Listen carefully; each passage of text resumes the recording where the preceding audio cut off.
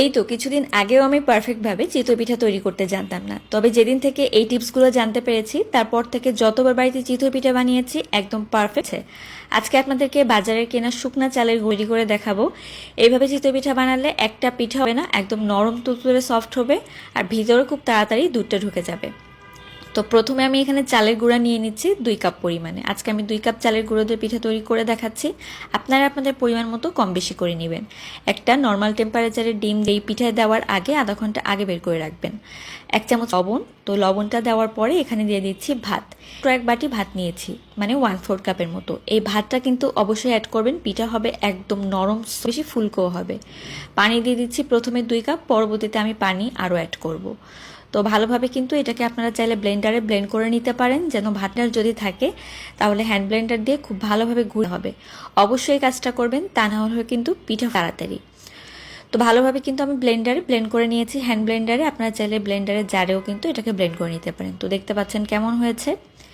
এখন আমি এখানে একটা মাটির খোলার ভিতরে পিঠাগুলোকে তৈরি করে নিচ্ছি। আপনারা যে কোনো ধরনের খোলার ভিতরে পিঠাটা তৈরি করে নিতে পারেন, তবে মাটির খোলায় কিন্তু পিঠা বেশি ভালো হয়। আপনারা চাইলে কড়াইও তৈরি করতে পারেন, একদম পারফেক্ট হবে।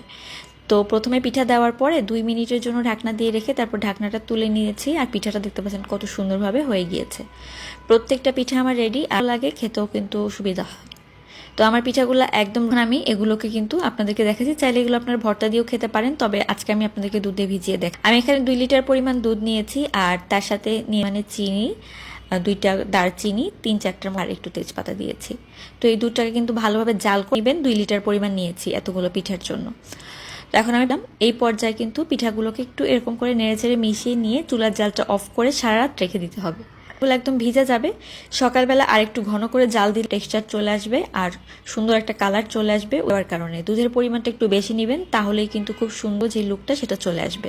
পিঠাগুলো দেখতে পাচ্ছেন খুব সুন্দর। এই পিঠাগুলো একদম নরম আর সফট হয়, আর আমার এসে পিঠা তৈরি করবেন ততবার একদম পারফেক্ট হবে। একবারও কিন্তু পিঠা ফুলবে না এমনটা হবে না।